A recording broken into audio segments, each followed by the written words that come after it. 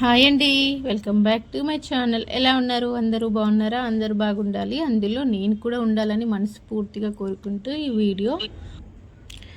ఇక నాటుకోడి కూర ఎలా చేసుకోవాలి అంటే చాలా విధాలుగా, చాలా ఒక్కొక్కరు ఒక్కొక్క స్టైల్లో చేస్తారు.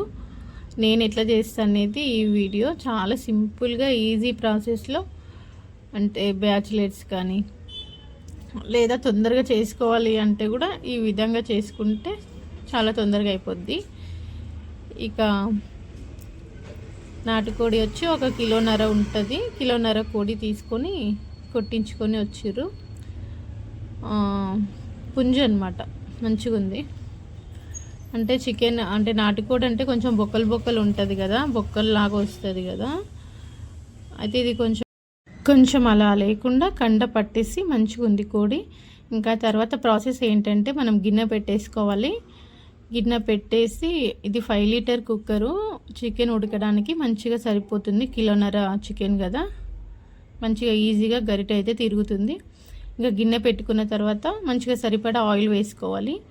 ఆయిల్ నీస్ కూరలల్లో మంచిగానే వేసుకోవాలి, ఎందుకంటే ఆయిల్ కనిపిస్తేనే కొంచెం కూర బాగుంటుంది, టేస్ట్ ఉంటుంది, చూడడానికి కూడా బాగుంటుంది, కలర్ఫుల్గా తినడానికి కూడా బాగుంటుంది. నీస్ కూరలలో కొంచెం ఆయిల్ ఎక్కువ వేసుకుంటాను నేను. తర్వాత మన మసాలా దినుసులు ఉంటాయి కదా, చెక్క, లవంగ, ఒక 4 మిరియాలు, ఆకు, బిర్యానీ ఆకు ఒక 2-3 వేసుకున్నా. బిర్యానీ ఆకు కూడా కంపల్సరీ వేస్తాను నేను చికెన్ మటన్లల్లో. ఇంకా అవి మసాలాలు అవి వేసిన వెంబటే వేగంగానే మనం ఉల్లిగడ్డ అయితే వేసుకోవాలి. ఉల్లిగడ్డలు కూడా చిన్న చిన్నగా కాకుండా కొంచెం పెద్ద సైజు ఉల్లిగడ్డలు పెద్దవి 3 తీసుకున్నా. మనకు చికెన్ కూరలలో గ్రేవీ రావాలి అంటే కొంచెం ఉల్లిగడ్డ అనేది మంచిగా వాడితేనే గ్రేవీ అనేది వస్తుంది. కొబ్బరి పొడి, కొంచెం కొబ్బరి మిక్సీ పట్టి వేస్తే, ఇట్లా చేస్తే మనకి కూర అనేది స్మెల్ వచ్చేస్తుంది, సాయంత్రానికి ఉండదు. కాబట్టి కొబ్బరి తక్కువ వాడితేనే బాగుంటుంది. ఉల్లిగడ్డ అయితే కొంచెం 3 పెద్ద సైజు ఉల్లిగడ్డలు అయితే కట్ చేసుకొని వేసుకొని, ఆ ఉల్లిగడ్డ వేగంగానే అల్లం పేస్ట్ వేసాను. నేను ఇంట్లో తయారు చేసుకున్న అల్లం పేస్టే వేస్తాను, ఎందుకంటే మళ్ళీ ఈ నీచు కూరలలో అయితే కంపల్సరీ దంచుకొని ఇంట్లోనే వేసుకోవాలా. ఇంట్లో దంచుకున్న అల్లం పేస్ట్ అయితేనే బాగుంటుంది, కొన్నది అస్సలు నేను వాడను, అయినా టేస్ట్ రాదు. ఇంకా అంతలోపు ఆ ఉల్లిగడ్డ వేగేలోపు నేనైతే చికెన్ అంతా క్లీన్ చేసి పెట్టుకుంటున్నా. ఆల్రెడీ నీళ్ళలో వేసి పెట్టిందే చికెను. కడగొద్దు అంటారు కానీ కంపల్సరీ కడగాలి. అక్కడ ఎట్లుంటుంది కొట్టేది మొద్దు అవన్నీ చిరాగ్గా ఉంటాయి. అంత నీట్గా అయితే కడిగేసిన ఆల్రెడీ నేను గిన్నెలో వేసుకొని. తర్వాత నీళ్ళు దిగడానికి ఇందులో వేసిన, మళ్ళీ ఒకసారి కడుగుదామని చెప్పి ఇంకా మొత్తం నీట్గా అయితే కడిగేస్తున్నా. కానీ నాటుకోడి పులుసు బాగా ఉంటుంది టేస్ట్ అనేది. మటన్ కూడా రాదు అంత టేస్ట్ వస్తుంది నాటుకోడి కూర. ఇంకా ఉల్లిగడ్డ వేగిన తర్వాత ఇట్లా కూర అంతా కడిగి మంచిగా నీట్గా గిన్నెలో అయితే వేసేసుకున్నా. నాకు కొంచెం తిప్పడానికి ఫ్రీగా ఉంటుందని కొంచెం కుక్కర్ కూడా పెద్దదే పెట్టిన.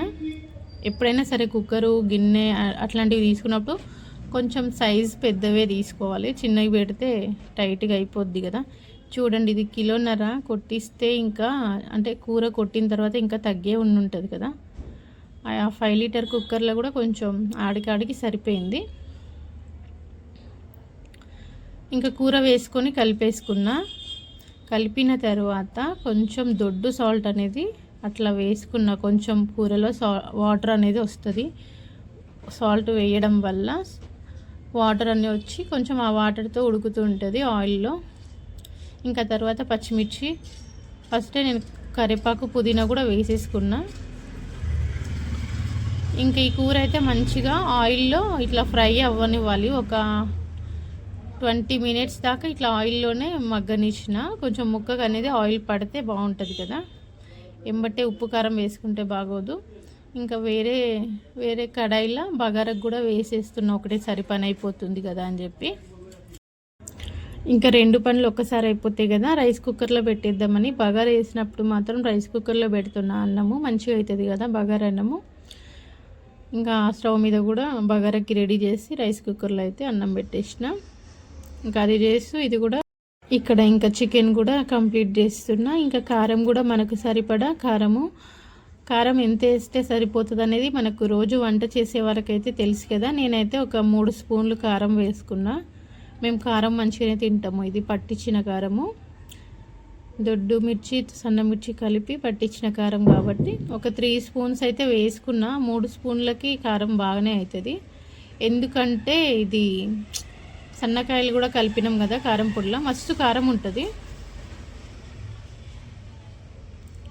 ఇట్లా కారం వేసుకుని అందులోనే కొంచెం ధనియా పౌడర్ కూడా వేసేసుకోవాలి. ఏమంటే మన చికెన్ మసాలా ఇంకేం మసాలా ఉన్నా ఇప్పుడే వేసేసుకోవాలి మీరు. నేనైతే ఇంకేం మసాలా కూడా వేయను. ధనియా పౌడరు, ఇంట్లో చేసిన ధనియా పౌడరు మసాలా వేస్తా కొంచెం. ఇట్లా కారం వేసిన తర్వాత ఒకసారి కలిపేసి మనం మగ్గనిచ్చుకున్నాం కదా కొద్దిసేపు. ఒక 10 మినిట్స్ కారం మంచిగా ఆయిల్లో ఉడికిన తర్వాత మళ్ళీ టమాటా ఒక 2 టమాటా అయితే చిన్న సైజులో, పెద్దవి కాదు చిన్న సైజులో టమాటా అయితే కట్ చేసి వేసుకున్న 2, ఎక్కువ వేయలేదు. ఎందుకంటే ఆనియన్స్ వేసినాం కాబట్టి స్వీట్ వస్తుంది. టమాటా ఎక్కువ వేస్తే స్వీట్నెస్ వస్తే అంత బాగోదు కూర. ఆ తర్వాత ఒక రెమ్మ చింతపండు వేసిన. రెమ్మ అంటే ఒక చింతకాయ ఉంటుంది చూసారా, అందులో సగం అనుకోండి, అంత చింతపండు వేసిన. అంటే కొంచెం పులుసు పెడతాం కాబట్టి టేస్ట్ వస్తుంది. అది వాటర్లో తడిపేసి ఉంచిన, అది అట్లనే వేసేసిన వాటర్తో పాటు. కూర ఉడికితే ఇంకా మనకు ఆ చింతపండు అనేది కనిపించదు కదా. ఓన్లీ చిన్న పీస్ వేసిన, అది వీడియో ఆన్ చేసిన అనుకున్నా, మిస్ అయిపోయింది. ఇంకా అట్లా వేసి కొంచెం ఆయిల్లో మగ్గిన తర్వాత ఇంకా మనకి టమాటా అవన్నీ మగ్గినాయి కదా. ఆ తర్వాత మనకి ఎంత గ్రేవీ కావాలనుకుంటున్నాం అని చెప్పి ఇంకా అంతా మనం వాటర్ అయితే వేసేసుకోవచ్చు.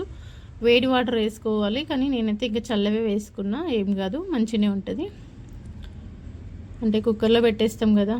ఇంకా సాల్ట్ అవన్నీ ఎంత పడతాయో అన్నీ చూసుకొని నేనైతే ఇంకా వేసిన. చూడండి గ్రేవీ ఇంత అయింది. అంత గ్రేవీ పెడితే ఇది మటన్ లాగా ఉడకాలి కాబట్టి మనకి ఒక 4-5 విజిల్స్ అయితే కంపల్సరీ కావాలా. గ్రేవీ అయితే సూపర్, మటన్ కూడా సరిపోదు దీని టేస్ట్ కిందికి, అంత బాగా వచ్చింది టేస్ట్, సూపర్ వచ్చింది.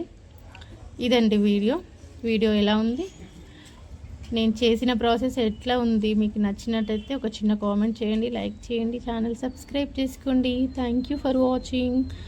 వీడియో ఎలా ఉంది, ఈజీ ప్రాసెస్లో చేసినని అనుకుంటున్నా. ఓకే అండి, థ్యాంక్ యూ సో మచ్.